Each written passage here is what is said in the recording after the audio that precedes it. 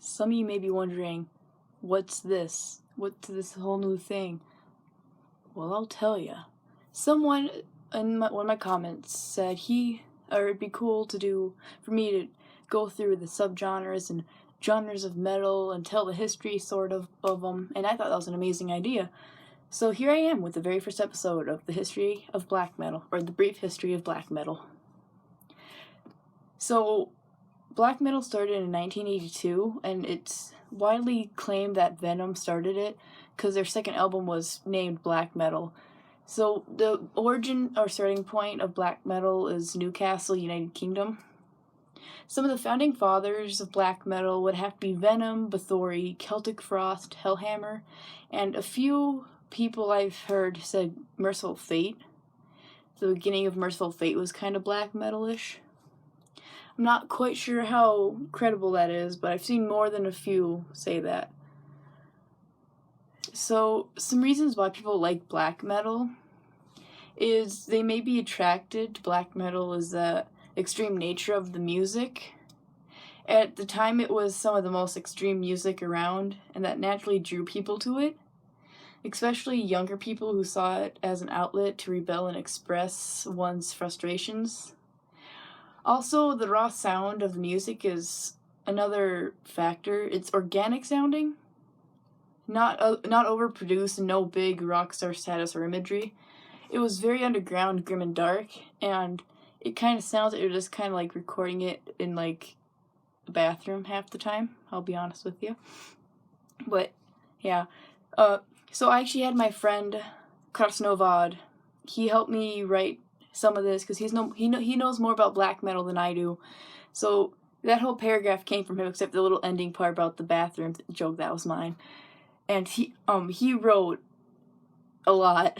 So I'm just going to be reading off what he wrote. It's quite a lot. So now we're going to be going over the big events or the controversies in each one. So I'm just going to put this here so I don't look like a loser. One of the biggest controversies when talking about black metal is the satanic imagery and the church burnings that took place in the early 90s during the beginning of the second wave of black metal.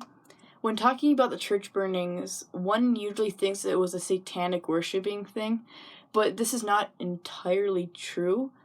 While the church burnings were happening, it was the media that propagated it into satanic doings, when in reality it was because the churches were built on top of ancient pagan burial grounds, and many of the records of the pagan heritage was destroyed by these churches.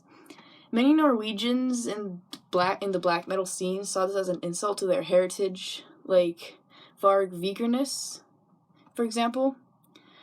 Thus sparked a movement within the scene, but as the media began to cover and eventually propagate it to satanic doings, other young people who wanted to be in the scene started to do it as well, and took the media's interpretation seriously. This means satanic graffiti and started to appear in the locations of church burnings, which only made the situation worse. The media once again was to blame for making matters worse. Since when they aren't, to be honest, for anything. Okay, so I'm not 100% sure on how to pronounce some of these, so forgive me if I say these wrong. Another big event that occurred within the black metal scene was the murder of Mayhem's Orseth, better known as Euronymous, by Burzum's Varg Vikernes. Hopefully I'm saying that right.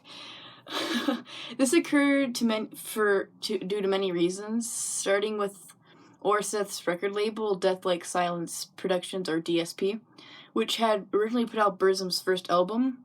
The label was run very poorly and had to have a loan from Varg in order to get the album even out. Instead of paying back Vikernes, Orseth used the money from the album sales to pay personal bills. But this alone was not the reason for killing Euronymous. Yes, Vikernes did kill Euronymous. It was only the beginning. Vikernes later had opted to do an interview to help bring people into the Orseth CD shop. Varg made exaggerations of many things in the black metal scene as a joke, which led to a police investigation and the eventual arrest of Vikernes. Though only for a week, but during that time, Orseth heeded his parents' suggestion and closed his shop in fear of the negative press. But ironically, many people were drawn to the shop only to find it closed, negating the purpose of the whole idea and having Vikernes arrested for nothing. Varg wanted nothing to do with Euronymous after the ordeal, and the others in the scene began to see Orseth was indeed a moron, and not the cool guy anymore. Orseth blamed Vikernes for his decline in popularity, and soon began to plot to kill him, by taking him into a forest and torturing him to death while filming it. Word of this plan got out to Vikernes. He decided to go to Oslo to settle a contract and also confront Orseth. When Vikernes arrived at Orseth's apartment, Orseth became very nervous and in panic and kicked Varg in the chest. This resulted in a struggle when Orseth tried to get a knife from the kitchen. Varg cut him off before he could do so. Orseth then tried to leave the apartment, but Varg gave chase and stabbed him with a small pocket knife he had. Orseth continued fleeing and trying to alert neighbors, but Vikernes continued to chase him.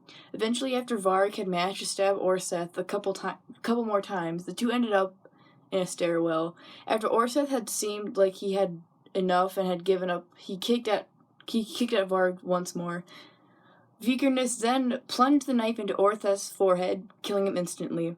Varg later left the scene and dumped his clothes into a river and changed into different ones. About a week later, Mayhem member, Snorre,